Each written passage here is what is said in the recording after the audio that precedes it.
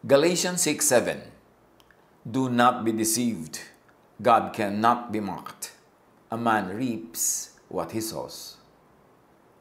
Huwag daw magpadaya. Hindi pwedeng ganun na lamang ang Diyos. Hindi pwede siyang libakin. Hindi siya pwedeng ignorin kung anong itinanim siyang aanihin. Happiness doesn't fall from nowhere. Ito ay inaani, bunga ng pagtatanim, ng tamang mga gawa at pag-iisip. Kung masaya kaya ngayon, you did something right, you thought of something rightly sometime in the past. Kung malungkot ka ngayon, you did something not right, you thought of something not right, unless the principle of minalas ka o sinuwerte ka, the principle of time and chance, suddenly happened in your life. Ang mga tao gustong laging maging masaya.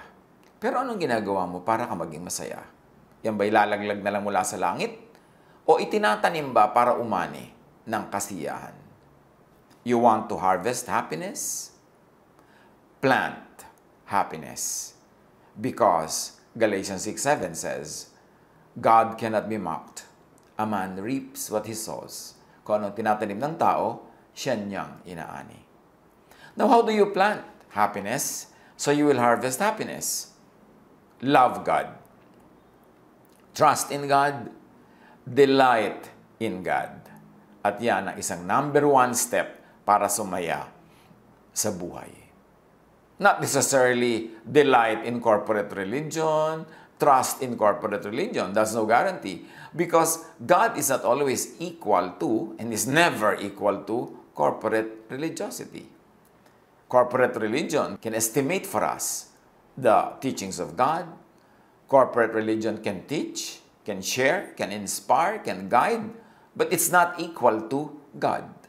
So huwag tayong mabara doon sa religion lang, sa religiosity lang, dapat makadiretso tayo to God. Psalm 37:4. Take delight in the Lord, and He will give you the desires of your heart. And here, the take delight in the Lord means do things God's way. And God's way is by way of natural law. And God's way is by the Jesus way. Dahil si Jesus ang binigyan ng kapangyarihang ipakilala ang Diyos. Sa pamamagitan niya, nagpakilala ang Diyos. So you want to be happy? You want to receive from God the delights of your heart? Take delight in the Lord. Do things God's way. Do things the Jesus way. Kasi hindi naman lahat ng religiosity na tinatawag nilang God's way, Jesus way. Maraming ang kakontra pa ng Jesus way. So how can you receive the delight of your heart from God? Isaiah 26 verse 3. Binibigyan mo ng lubos na kapayapaan ang mga may matatag na paninindigan at sa iyo'y nagtitiwala. So nagtitiwala sa Diyos, sa pamamaraan ng Diyos. And obviously, hindi naman napakaganda ng naging pagpapakilala ng Israel sa Diyos, kaya si Jesus ay kinailangang manindigan at ipakilala ang Diyos sa tamang paraan. Kaya nga sinabi sa John 1, all the goodness and all the kindness of God was revealed through Him. Psalm 19:8, the precepts of the Lord are right, giving joy to the heart. The commands of the Lord are radiant, giving light to the eyes. Kaya napakahalaga, mga kapatid, na mapaghiwalay natin yung mga precepts and teachings of religion and the teachings and precepts of God. Because there are times when religion teaches the correct precepts and teachings of God, but there are times when that's not happening. When the teachings of religion actually go against the teachings of God as revealed through Jesus. For instance, when religiosity is too legalistic, masyadong Pharisaic, therefore, hindi na yun Jesusness. Therefore, hindi na yun ang pamamaraan ng Diyos na kanyang inibig na makilala ng mga tao, kaya si Jesus ay pinagpala at ipinakilala sa atin ng Diyos sa pamamagitan ni Jesus. So, screen all precepts and commands through the Jesus filter. Anong ibig sabihin natin na lagi natin inuulit-ulit? Lahat ng katuruan, lahat ng kautusan, lahat ng gusto nating ipamuhay, ituro, i-share sa iba, Gusto nating i-observe sa ating buhay, mga kautusan, mga gawain, mga tradisyon, mga ritual, lahat yan, salain sa Jesus filter. At tulad na makikita natin sa lagi kong ipinapakitang simplified illustration, kung ang salaan ay may mga butas, syempre yung kasya lang sa butas na naglulusot. At kung yan ay Jesus filter, yun lang kasya sa mga butas ni Jesus ang lulusot. Yun lang nakakonforme sa kanyang standard, sa kanyang mga patakaran. Kaya lahat ng katuruan, padaanin sa Jesus filter. Lagi mo isipin, ito ba ituturo ni Jesus? Ito ba itinuro ni Jesus? Ito ba pinayagan ni Jesus? Ito ba pinigil ni Jesus? Ito ba minodify at pinalitan ni Jesus? Because Jesus came to destroy the law of Moses to set people free. Kung ang lagi mo ipinipilit yung law, di hindi yan papasa sa Jesus filter. Well, of course, may mga parts of the law na papasa. Yung mga loving, yung mga kind, pero may mga parts of the law na hindi loving. Yung mga batuhin mo ang kapwa mo, dalawa kasalanan siya, patayin mo siya, hindi yan papasa kay Jesus. So, i-filter ang lahat kay Jesus. At yung mga hindi papasa sa teaching ni Jesus, ilagay na lang sa file, isa-isang tabi, kasi dumating na si Jesus to destroy unjesusness, to destroy ungodliness. And what is godliness? As expressed through Jesus. God as explained, God as made visible through Jesus. Proverbs 16:20, whoever gives heed to instruction prospers, and blessed is the one who trusts in the Lord. So trust in the Lord, not in other personalities, not in other teachings, but in the Lord, our Lord God. At ang pagpapakilala ng Lord God, perfect through Jesus. Siyempre, doon sa mga nauna kay Jesus, mga propeta, mga teacher, may pagpapakilala rin ng Diyos. May makurang ka rin makukuha about God. Pero kung yung pagpapakilala nila, perfect na, tama na, ba't pa ipinadala sa Jesus? Para itama yung mga hindi tamang pagpapakilala. At ituloy yung mga tama. Kaya dapat nga salain Kasi may makukuha ka rin namang patuloy na pwedeng paniwalaan at ipamuhay kasi pumapasa sa Jesus filter. Ecclesiastes 2:26, to the person who pleases Him, who pleases God, meaning who do things God's way, and God's way is by natural law, and by the Jesus way, God gives wisdom, knowledge, and happiness. You want to be happy, you've got to observe natural law. God is the author of nature. God's will ang nakalabas sa will expressed through nature. Pero yung mga mag-e-exercise ka ng super faith, hindi ka kakain, tapos gusto mo buhayin ka ng Diyos, bigyan ka ng lakas, hindi ka mag-aaral, tapos gusto mo pumasa ka sa exam, hindi ka magtatrabaho, tapos gusto mo providean ka ng Diyos sa mga pagkain at mga pangangailangan mo, you are going against natural law. Because natural law says, you harvest what you plant. And when you go against natural law, you go against the lawgiver who is God. Therefore, when you don't respect natural law, you are not godly. Kahit ka madadasalin, kahit ka religyoso, kahit sa ulo mo lahat ang verses, at kahit wala ka nang ginawa kundi magkakanta ng mga hallelujah, when you don't respect natural law, you are not obeying God, you are going against God. Because God is the author of natural law. Yung hindi ka naggagamot pero gusto mo gumaling ka. Hindi ka kakain ng masustansya, hindi ka kakain sa tama. Dahil gumagawa ka ng religious activity, tapos pag nagkasakit ka, magtataka ka dyan. Pagka hindi ka naging masagana sa buhay, dinaan mo lahat lakadadasal, kagaganito, kagaganon. Pero wala kang hanap buhay, wala kang income, tapos sasabihin mo, God will provide, tapos hindi ka nabigyan, magtatampo ka sa Diyos. You've got to do it the natural law way because God is the author of natural law. How else do you plant happiness? So you'll harvest happiness. Put others before yourself, above yourself. Merong sinasabi ang science tungkol sa pagbibigay. Making others happy benefits your heart, mind, and feelings, and even thoughts. When people give to charities, it has been studied, it activates regions of the brain associated with pleasure and trust, creating a warm glow effect, also known as giver's glow. Yan ay napag-aralan ng maraming branches of science. Yung mine-measure nila ang nangyayari sa iyong brain, sa iyong mga blood pressure, sa iyong buong katawan. At yun daw gumagawa ng mabuti sa kapwa, nagkakaroon ng giver's glow. Pagka, siyempre, ang pagbibigay ay taos-puso. Bumubuti ang iyong kalusugan, sumasaya ka, and it becomes good for your health. Acts 20:34-35. Alalahanin natin ang mga salita ng Panginoong Hesus. Higit na mapalad ang nagbibigay kaysa tumatanggap. At marami nagtatanong, namimiloso po, paano naman ako naging mapalad? Ako na ngayon nawalan. Siyempre, ang mapalad yung tumanggap. Why will it be more blessed to give than to receive? Wala naman ako natanggap. Ayan, even science tells us. Pag heartfelt, pag taos puso, pag totoo ang pagbibigay, ang effect niyan sa iyong blood pressure, ang effect niyan sa iyong emotion, ang effect sa iyong kalusugan is to your benefit. So the giver is the recipient.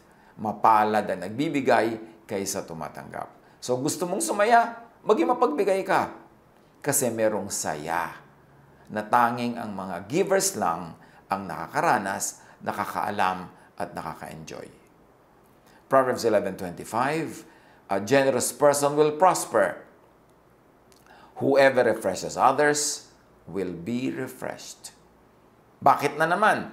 Para ka sumaya ay maging mapagbigay ka. Bukod dun sa nakikinabang ang iyong health, ang iyong emotion, ang iyong spirituality, meron pa rin isang law at work.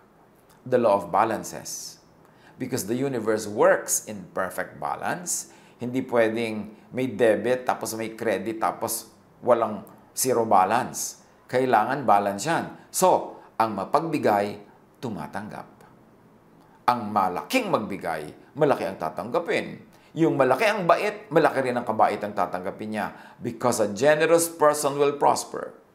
Whoever refreshes others will be refreshed. You want to be refreshed? Unahin mong i-refresh ang iyong kapwa. Hindi papayag ang universe na hindi mag-balance, hindi papayag ang universe na may utang siya sa iyo. Sino man, ano man ang ginawa mong mabuti sa kapwa, ibabalik sa iyo ng universe. Mas marami pa. Because God is no man's debtor. Hindi papayag ang Diyos na may utang siya sa tao. Kaya pag nagbigay ka sa iba, nagbigay ka sa nangangailangan, di ba? Sabi ni Jesus, ang sabi ng Diyos, pag nagbigay ka sa mga nangangailangan, sa akin ka nagbibigay. Therefore, pag nagbibigay ka sa nangangailangan, nagbibigay ka sa mga mabubuting gawa, nagbibigay ka sa Diyos, papayag ba ang Diyos na ikaw ang giver at hindi siya? Therefore, ibabalik niya lahat. Kung hindi man niya ibinalik agad, nauna na siya nagbigay, kaya ka nga nakakapagbigay. Kaya, you want to be happy? Be a giver. Be a generous person. Give to very good works. Give to deserving people. And also give to needy people who may not be deserving. How else do you plant happiness so you will harvest happiness? Pursue and keep peace. Dapat ang lagi mong hinahanap ay kapayapaan with other people, katahimikan sa workplace, katahimikan sa neighborhood, kapayapaan with family, kapayapaan with everybody na pwedeng gumawa ka ng kapayapaan. Because peace brings about happiness. Proverbs 12:20, those who promote peace have joy. Proverbs 15:30, light in a messenger's eyes brings joy to the heart, and good news gives health to the bones. You want to be healthy? You want to be happy? You want to plant happiness? Plant good news in people's hearts. Plant good news in your own heart. Do not dwell on bad news. And do not be a news reporter from hell. Yung gusto mong sumaya, di ba? Magpasaya ka ng kapwa. Kasi yung ginagawa mo sa kapwa, babalik sa'yo. Pero kung hindi ka nagpapasaya ng kapwa, in fact, nagpapalungkot ka, nananakit ka ng kapwa, di sasaktan ka rin ng universe o ng ibang tao. Hindi ka nagpapasaya, di wala rin magpapasaya sa'yo. Bakit may mga taong tuwang-tuwang sila ang tagapagdala ng bad news? Yung pag may namatay, sila agad ang kauna-unahang magkakalat ng balitang may namatay. You really enjoy bringing this news to people? Ako, sa ganyan, kung hanggang maaari lang sana, hindi ako ang pagmula ng balita. Hindi na ako nagbabalita. Because I don't want to be the bearer of the sad news. Tuloy ito yung makikita ng tao, may text ka sa kanila, may message ka, sabi na, ay, bad news na naman ito. Kasi itong taong to mahilig magdala ng bad news. Bakit may mga taong hilig mag-share ng mga nakakatakot, mag-share ng mga nakakagulo, nakakagalit? Sinisira nyo ang emosyon ng iba, di may sisira din sa emosyon nyo because you harvest what you plant. Kung pwede natin ipagtanggol ang kapwa mula sa bad news na hindi naman niya kailangan malaman to survive, ipagtanggol na lang natin. Bago tayo mag-share ng bad news, ng sad news, ng scary news, itanong muna natin, kailangan ba niya itong malaman para siya maiiwas sa gulo, para siya magkaroon ng buhay? O hindi naman kailangan. So kung hindi kailangan, bakit ko pa siya guguluhin? Bakit ko pa siya tatakutin? For instance, do not dwell on bad news. You want to harvest happiness? Plant happiness, seek and practice wisdom. Because wisdom is happiness. Proverbs 3:18, wisdom is a tree of life to those who embrace her. Happy are those who hold her tightly. Magpakatalino. Kasi mas malapit sa matalino ang kaligayahan, ang kasiyahan. Yung tunay na katalinuhan, hindi yung katalinuhan na ginagamit para mangaway, katalinuhan na ginagamit para magmalaki at magyabang. Yung tunay na katalinuhan kasi, ang bunga nun sa tao, nalalaman niya ang mga tama niyang dapat gawin, ang mga tama niyang dapat itanim para siya ay sumaya. 1 Kings 10:8, how happy your people must be, how happy your officials who continually stand before you and hear your wisdom. Pagka ang hari, ang leader, ay matalino, sabi nila, napakaligaya naman at mapalad ng mga nasasakupan mo. Kasi araw-araw naririnig nila yung karunungan na nakakapagpatalino, na nakakapagpasaya ng buhay, nakakapagpagaan ng mga bigatin. So, ang katalinuhan, nagpapasaya. So, gaano naman tayo katalino? Gaano karami ang alam natin? Dinadagdagan pa ba natin yan para mapili natin kung ano talaga ang necessary sa buhay at hindi naman necessary? How do you harvest happiness? Plant happiness. Be grateful. Ang mga taong mapagpasalamat, mas masaya. Ang mga taong tumatanaw ng utang na loob, mas masaya. Bukod dun sa practical reason, na pag may pagpasalamat sila, baka mabigyan sila uli. Pag sila ay grateful, baka magawan uli sila ng mabuti. Pero meron pang isang dahilan, and the sciences are telling us and explaining why grateful people are happy. There were groups of volunteers who kept weekly journals focused on a single topic. At ito ay isang experiment. Yung isa, ang nire-record nila, events. Yung group 2, ang nire-record nila everyday, mga hassles, problema ng buhay. At yung group 3, ang nire-record nila, gratitude. Mga dapat nila ipagpasalamat, mga ikinatutuwa nila, ganon. This group on gratitude reported feeling more optimistic and satisfied. Fewer physical symptoms of discomfort were experienced by them, from runny noses to headaches. Mga ganyang eksperimento marami sa social sciences, maging sa mga health sciences. Sabi ng Psalm 103:2-5, praise the Lord, my soul, and forget not all His benefits, who forgives all your sins and heals all your diseases, who redeems your life from the pit and crowns you with love and compassion, who satisfies your desires with good things, so that your youth is renewed like the eagles. Ang mapagpasalamat, ang mapagpuri sa Diyos, mapagpasalamat at mapagpuri sa kapwa, mapagpasalamat para sa mga nangyayari at pati sa mga hindi nangyayari, may himalang nagaganap sa kanilang buhay na naiintindihan ng science. Kaya nga science is God's last prophet, because science explains what used to be unexplainable. Naintindihan na nila yung mechanics that happen in the physical world. At pagka ang tao ay mapagpasalamat, masayahin, tumatanaw ng utang na loob, maraming nangyayari sa kanyang isip, sa kanyang katawan, maging sa kanyang blood chemistry na nagpapasaya sa kanya. Aside from the practical benefit of being thankful, na natutuwa sa iyo yung mga tao, lalo kang tutulungan, lalo kang bibigyan. Kung hindi ka marunong magpasalamat, hindi ka marunong tumanaw, hindi ka marunong magsukli, kakadalaan ka. So, kumukonti ang magiging source of happiness mo. Galatians 6:7, you cannot fool God, so don't make a fool of yourself. You will harvest what you plant. If you plant goodness, you harvest goodness. If they plant gratitude, they will harvest its fruit. Another way to plant happiness, get and keep connected with the right people. Invest in good relationships.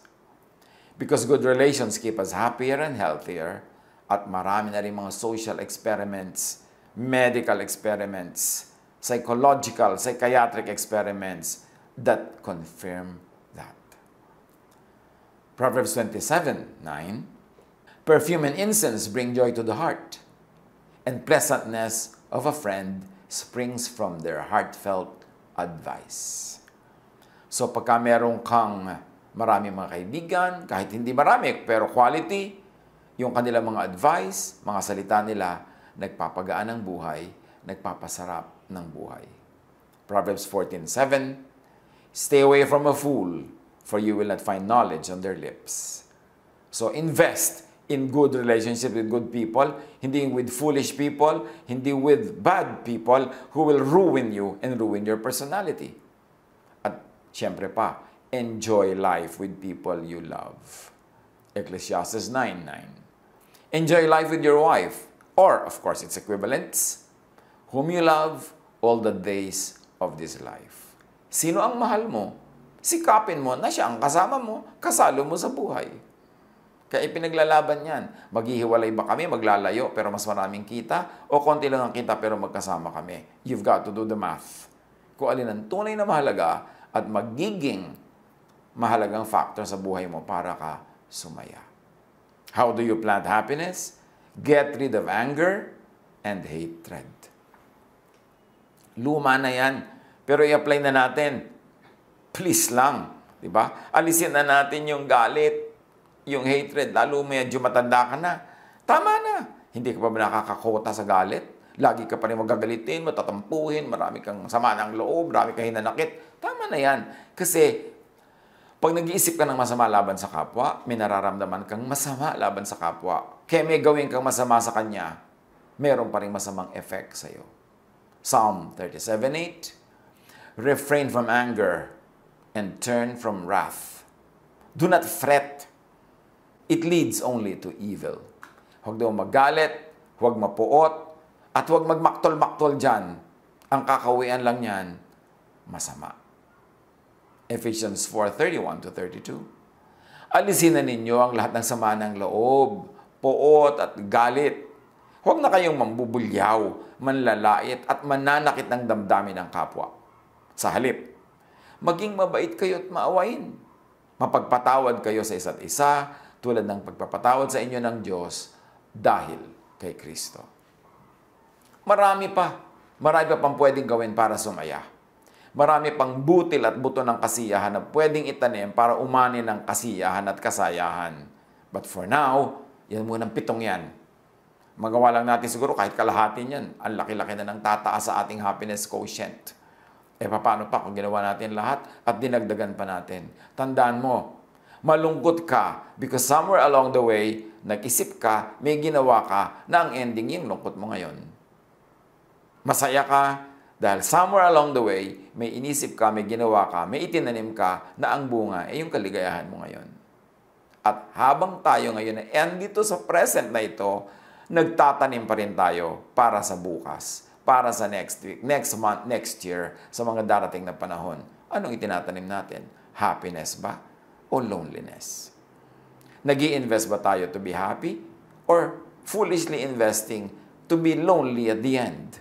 Or in the end? Ano talaga ang itinatanim natin? Tandaan nyo, ang inaani, yun kasi ang itinanim. Consciously, prayerfully, wisely, plant seeds of happiness so that you will harvest fruits of happiness in your life. God bless us all.